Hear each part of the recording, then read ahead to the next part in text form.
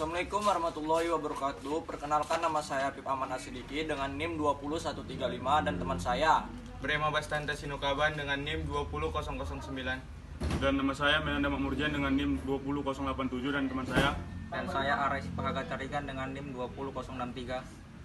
Sini kami akan menjelaskan bagian-bagian dari anatomi kelinci atau Oryctolagus cuniculus. dengan dosen mengampu Ibu Tati Widianasari SPTMP.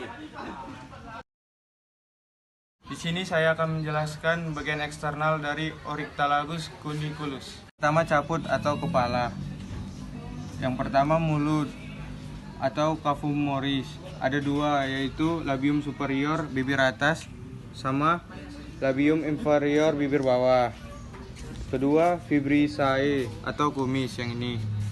Yang ketiga, nares externus, lubang hidung bagian luar yang ini. Yang keempat, organon visus atau mata yang ini.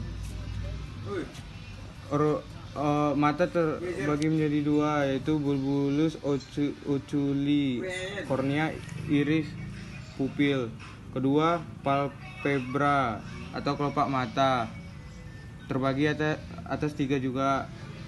Palpebra superior, palpebra inferior, plica seminalis. Yang kelima, organon auditus atau telinga yang ini. Ada dua, yaitu pinnae, daun telinga yang ini. Kedua, porus acticus externus atau lubang telinga luar yang ini. Cervix merupakan bagian penghubung antara caput dan trunkus. Cervix terbagi atas organ-organ umbiculus, terus mamae pada betina, terus organ reproduksi untuk jantan atau maskula. Yang pertama penis, yang kedua orificium externa, yang ketiga scrotum. Trunkus atau bagian badan terbagi atas beberapa bagian. Yang pertama, toraks atau bagian dada yang di sini. Kedua, abdomen atau perut di sini. Ketiga, darsum atau punggung di sini. Keempat, glutae atau pinggul di sini. Kelima, perineum atau dekat anus di sini. Keempat, ekstremitas liberae terbagi atas. Yang pertama, ekstremitas craniolis atau bagian lengan atas. Dan yang kedua, ekstremitas caudalis bagian kaki. Selanjutnya yang kelima, caudal atau ekor yang ini. Selanjutnya saya akan menjelaskan tentang sistem syaraf, yaitu yang pertama ada hemiperes cerebrari, yaitu yang berupa belahan otak bagian sebelah sini. Yang kedua ada visura longitudonalis cerebri, lekukan yang memisahkan antara kedua hemisfer cerebri. Yang ketiga ada giuri atau lengkungan pada lekular cerebrum. Yang keempat ada sulci, yaitu lengkungan pada permukaan cerebellum. Yang kelima ada cerebellum atau otak kecil. Yang keenam ada medula oblongata. Selanjutnya saya akan menjelaskan tentang sistem respirasi. Yang pertama ada dimulai dari nostril atau lubang hidung, menuju ke faring, lalu ke epiglotis yang berada di laring, lalu menuju ke trakea yang bercabang menjadi dua, bronkus yang berfungsi untuk mengantar udara ke paru-paru. Selanjutnya masuk ke alveolus yang terdapat gelembung alveolus yang berfungsi sebagai tempat pertukaran oksigen dan karbon dioksida. Selanjutnya di sini saya akan menjelaskan sistem pencernaan. Sistem pencernaan dimulai dari cavum moris atau mulut yang terjadi pencernaan secara mekanik dengan bantuan gigi dan terjadi proses mastikasi yang artinya pencampuran saliva atau air liur dengan makanan. Kemudian masuk ke kerongkongan atau esofagus, kemudian masuk ke lambung yang terjadi pengasaman oleh HCl atau asam klorida yang berfungsi membunuh bakteri patogen yang masuk bersama makanan.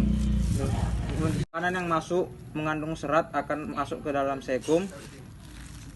Di sekum terjadi fermentasi makanan yang di bakteri pembusuk dari serum ini berbentuk seperti tumpukan anggur. Lalu feses itu dimakan kembali oleh kelinci di pagi hari atau malam hari yang disebut kopografi. Sedangkan makanan yang tidak mengandung serat lagi atau yang tidak diperlukan usus halus akan masuk menuju kolon atau usus besar. Di kolon ini terjadi penyerapan air secara besar-besaran sehingga feses yang dihasilkan lebih kering dan keras, kemudian keluar melalui anus atau feses tersebut dinamakan fekal pilus atau fekal pilis. Ini tidak dimakan oleh kelinci. Lambung terbagi menjadi 3, yaitu kardia atau bagian atas, yang kedua fundus bagian tengah, dan filorus bagian yang melengkung ke bawah. Lalu masuk usus halus yang merupakan bagian terpanjang dalam sistem ini. Di usus halus terdapat 3 enzim, yaitu enzim amilase, enzim profase, dan enzim lipase. Selanjutnya saya akan menjelaskan tentang sistem ekresi. Yang pertama, ginjal untuk mengekresikan zat-zat sisa metabolisme yang mengandung nitrogen, contohnya amonia. Yang kedua, paru-paru atau pulmo untuk mengekresikan zat sisa metabolisme. Yang ketiga, ada hati atau hipar, disebut ekresi karena menghasilkan empedu. Yang keempat, ada kulit, disebut sistem ekresi karena menghasilkan keringat. Selanjutnya saya akan menjelaskan tentang sistem sirkulasi. Itu terjadi pada cor atau jantung yang terdiri dari 4 bagian, yaitu 1 atrium dexter, 2 atrium sinister, 3 ventricle dexter, dan 4 ventricle sinister. Kemudian arteri yang berfungsi sebagai mengalirkan darah yang kaya oksigen. Lalu ada arteri pulmonalis yang menuju paru-paru yang berisi darah kotor. Lalu aorta yang membawa darah bersih dari ventricle sinister.